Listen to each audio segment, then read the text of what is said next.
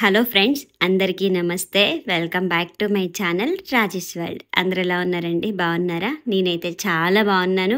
మీరందరూ కూడా బాగుండాలి అని మనస్ఫూర్తిగా కోరుకుంటున్నాను. ఈ వ్లాగ్ వచ్చేసి వరలక్ష్మి వ్రతం రోజు వ్లాగ్ అండి. నేను ఎలా సెలబ్రేట్ చేసుకున్నాను ఏంటి అనేది మీ అందరితో షేర్ చేసుకుంటాను. చాలా సింపుల్గా చేసుకున్నానండి ఈ ఇయర్ మాత్రం. లాస్ట్ ఇయర్ అయితే చాలా బాగా చేసుకున్నాను. లాస్ట్ ఇయర్కి ఈ ఇయర్కి డిఫరెన్స్ ఏంటంటే, లాస్ట్ ఇయర్ 21 మెంబర్స్ వరకు వాయినాలు ఇచ్చాను. ఈ ఇయర్ మాత్రం 5 మెంబర్స్కే ఇచ్చానండి వాయినాలు. ఒకళ్ళని పిలిచి ఒకళ్ళని పిలవకపోతే ప్రతి ఒక్కరు హట్ అయిపోతున్నారు. అలా అని ఎక్కువగా చేసే ఎనర్జీ అయితే నాకు లేదు. పిల్లలకి ఇద్దరికి ఫీవర్ ఈ మధ్య అయితే, అందువల్ల నేను వీడియోస్ కూడా రెగ్యులర్గా అప్లోడ్ చేయలేకపోతున్నాను. ఇంకా మన ఇంట్లో మన పరిస్థితి బాగాలేనప్పుడు మనము హెచ్చులకు వెళ్ళిపోయి ఆడంబరాలు అది ఇది అనుకున్నాం అనుకోండి, మళ్ళీ నష్టపోయేది మనమే. మనం ఎంత గ్రాండ్గా చేసామో అన్నది మ్యాటర్ కాదు. మనస్ఫూర్తిగా ఆ అమ్మవారికి మనం దీపం సమర్పించినా కానీ సంతోషమే. అమ్మ చల్లగానే చూస్తుంది అనేది నా ఒపీనియన్.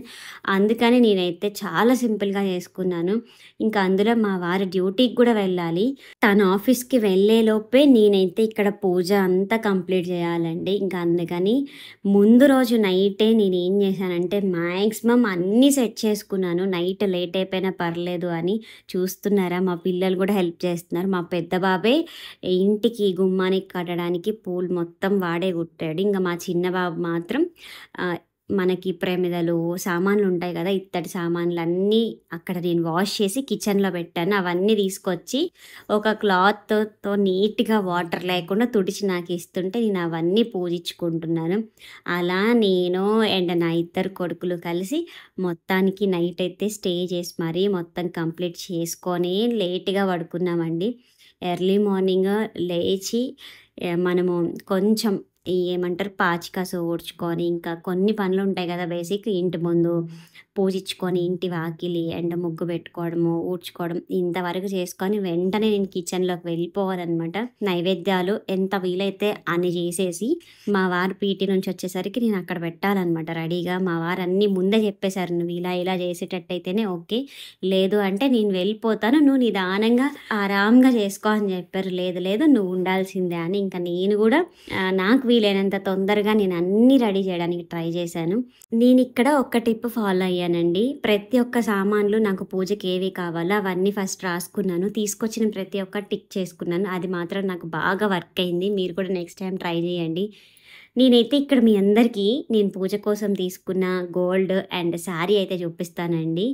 గోల్డ్ అయితే మళ్ళీ చూపిస్తా, ఫస్ట్ శారీ చూసేయండి. ఈ శారీ నేను మీషోలోనే తీసుకున్నాను. ఆల్రెడీ నేను షార్ట్లో కూడా చూపించేశాను. నాకు ఈ శారీ బాగా నచ్చిందని ఈ శారీయే అమ్మవారి దగ్గర పెట్టేసుకున్నానండి. కాస్ట్లీ పట్టు శారీ అయితే కొనలేదు, ఎందుకంటే అసలు నేను గోల్డ్ కొనాలి అనుకోలేదు, బడ్జెట్ లేదనమాట. కానీ ఇంకా గోల్డ్ కొన్నాను కదా, ఒకటి కొన్నప్పుడు ఒకటి మనం సాక్రిఫైస్ చేయాలి, ఆటోమేటిక్గా తప్పదు. నేను 3 ఇయర్స్ తర్వాత కొన్నాను. మేము ఇల్లు కట్టడం మొదలుపెట్టిన తర్వాత ఇంకా నేను గోల్డే తీసుకోలేదు. ఇప్పటికీ ఇంకా ఇవి తీసుకున్నాను. ఇలాంటి చిన్న బుట్టలు తీసుకోవాలని నాకు ఎప్పటి నుంచో ఉంది, చాలా ఇయర్స్ నుంచి. అసలు ఈ ఇయర్ నేను తీసుకోవాలని ప్లాన్ లేదు, మా హస్బెండ్ కూడా ప్లాన్ లేదు. అన్ఎక్స్పెక్టెడ్గా ఏంటో జరిగిపోయింది అలా. గోల్డ్ షాప్కి వెళ్ళడము, ఇంకా అలా కాసు తీసుకుందామని వెళ్ళాము, కానీ ఇయర్ రింగ్స్ అయితే తీసుకున్నాం అనమాట. ఇంకా అందుకు ఇక్కడ ఖర్చు ఎక్కువైంది కదా అని నేనైతే ఇంకా శారీ కాస్ట్లీగా వెళ్ళలేదండి. అంటే మీరు అనుకుంటారేమో 3-4 thousand ఏముంది అని, కానీ ఆ 3-4 thousand ఒక్కొక్కసారి మనకి చాలా టైట్ అయిపోతుంది. నేనైతే ఇంకా మా వారు తీసుకోమన్నారు, ఒక 2,000లో అయినా ఏదైనా తీసుకో మంచి శారీ అన్నారు మొన్న చిక్పేట వెళ్ళినప్పుడు. లేదు నాకు వద్దు అనేసి నేను ఒక్కొక్కసారి మన బడ్జెట్ని బట్టి మనం నడుచుకోవాలి, లేదు అంటే కష్టము. గోల్డ్ తీసుకునేటప్పుడు కూడా నేనైతే చాలా ఆలోచించాను, ఇప్పుడు అవసరమా వద్దులే, బడ్జెట్ లేనప్పుడు ఎందుకు అని అంటూనే ఉన్నా. కానీ చాలా ఇయర్స్ అయిపోతుంది, మ్యారేజ్ డేకి కూడా తీసుకోవట్లేదు కదా అని మా వారి బలవంతంతో అలా తీసుకున్నాను. అంటే లక్ష్మీదేవి రావాలని ఉంది, అలా ఆ రూపంలో వచ్చేసింది అంతే. లేదంటే ఇన్ని ఇయర్స్ నుంచి కొనాలి అంటున్నా, చిన్నదైనా ఒక్క ఐటెమ్ అయినా కొనుక్కోవాలి అని అనుకుంటున్నాను గానీ కొనలేకపోతున్నాను. ఈ ఇయర్ మ్యారేజ్ డేకి కూడా కొనలేకపోయాను. అనుకున్నాను చిన్నదైనా తీసుకోవాలి అని, కానీ అవ్వలేదనమాట. ఒక్కొక్కసారి మనం కావాలి అన్నప్పుడు లక్ష్మీదేవి మన ఇంటికి రాదు. ఆమె వచ్చేయాలి అన్నప్పుడు వస్తది కదా! సేమ్ అలానే అన్‌ఎక్స్‌పెక్టెడ్‌గా ఈ ఇయర్ రింగ్స్ అయితే తీసేసుకున్నానండి. అందుకు నేను శారీ కాస్ట్‌లీది తీసుకోలేదు. అది మ్యాటరు. శారీ అండ్ జ్యువెలరీ గురించి అయితే డీటెయిల్‌గా ఎక్స్‌ప్లెయిన్ చేశాను. వ్లాగ్ వెళ్ళిపోతూనే ఉంది. ఇంక నైట్ అయిపోయింది. నిద్రపోయాం. మళ్ళీ ఎర్లీ మార్నింగే లేచామనమాట. చాలా తొందరగా లేచేశాను. మా వారు పీటీకి వెళ్ళక ముందే ఇంట్లో పని మొత్తం కంప్లీట్ చేసేసాను. బయట ముగ్గులు వేసేస్తే ఇంకా తోరణం ఒక్కటి కట్టేసేసి వెళ్ళండి అంటే, ఇంక తోరణం కూడా కట్టేశారు మా వారు. వీడియోలో కూడా కనిపించారు కదా! మళ్ళీ తను రిటర్ను 6:45కి వస్తారు. 6:45కి వచ్చేసరికి నా పనులు చూడండి ఎలా ఉన్నాయో. గొగ్గిళ్ళు అయిపోయినాయి. ఇంకొకటి పులిహోర రెడీ చేసేసాను. దద్దోజనం రెడీ చేశాను. ఇంకొక సైడ్ వచ్చి వడలు వేస్తూ ఉన్నాననమాట. కొంచెం పొంగల్ కూడా చేశాను. ఇన్ని ఐటెమ్స్ చేశాను. మా వారు కూడా శభాష్ చాలా బాగా చేసావు తొందరగా అన్నారు. అంటే ఇంక మనకి మనసులో భయం ఉన్నప్పుడు ఆటోమేటిక్‌గా స్పీడ్‌గా చేసేస్తామనమాట. మళ్ళీ తను లేట్‌గా వెళ్తే చాలా ప్రాబ్లమ్ అయిపోద్ది. అసలే ఆర్మీలో చాలా రూల్స్ ఎక్కువ స్ట్రిక్ట్ ఉంటదనమాట. టైం అంటే టైం, టైం బాగా మెయింటైన్ చేయాలి. ఇంక నేనేం చేశాను, ఇంకా అవన్నీ అయిపోయిన తర్వాత ఇంకా పూజ దగ్గర కూడా కొంచెం సెట్ చేసేసి ఇంకా శారీ కట్టేసుకున్నా. శారీ కూడా నేను ముందే నాకు తెలుసు ఇలాంటి హడావుళ్ళే ఉంటాయి.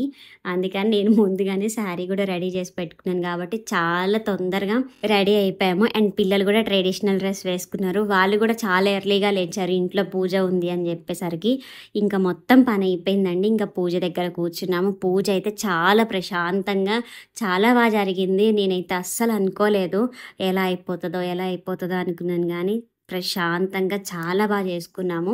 అండ్ మా వారి దగ్గర పూజ అంతా అయిపోయిన తర్వాత ఆశీర్వాదం తీసుకుంటున్నా. పూజ అయిపోయిందో లేదో వెంటనే వెళ్ళిపోయారు. డ్రెస్ చేంజ్ చేసేసుకున్నారు. టైం అయిపోతుంది అని. అలా ఉంటది ఉరుకులు పరుగుల జీవితం అనమాట. ఆర్మీ జాబ్ చాలామంది ఈజీ అనుకుంటారు. అంత ఈజీ ఏం కాదండి. చాలా టఫ్‌గా ఉంటది. అది ఏంటంటే అనుభవించే వాళ్ళకే తెలుస్తది ఆ పెయిన్ అయినా ఏదైనా. మా వారు వెళ్ళిపోయిన తర్వాత నేను ఇంక అక్కడే కూర్చున్నానండి. పూజ దగ్గరే కూర్చొని కొద్దిసేపు ఎందుకో మనశ్శాంతిగా కూర్చోవాలి అనిపించి ఇంక అట్లే కూర్చున్నాను. వాయినాలు ఇవ్వడానికి బ్లౌజ్ పీసెస్, తాంబూలాలు అవన్నీ నేను మార్నింగ్ టైంలో సెట్ చేయలేదు. టైం కుదరలేదనమాట. ఇంక అందుకని అవి సెట్ చేసుకొని ఇంక అలానే ఉన్నాను. లేడీస్ కూడా ఎవరు రాలేదు. వస్తే ఇద్దాము అని వెయిట్ చేస్తూ ఉన్నా. ఈలోపు మా వాడైతే ఒక చిన్న వీడియో తీశాడు. అందుకే అటు ఇటు కెమెరా ఏమంటారు ఊపుతూ తీసాడనమాట. నా శారీ ఎలా ఉంది, నా లుక్ ఎలా ఉంది ట్రెడిషనల్‌గా అనేది కామెంట్ చేసేసేయండి. ఇంకా మీరందరూ ఎలా చేసుకున్నారు అనేది కూడా కామెంట్ చేయండి. ఇంకా వాయినాలైతే ఒక 5 మెంబర్స్‌కి ఇస్తున్నానని చెప్పాను కదా!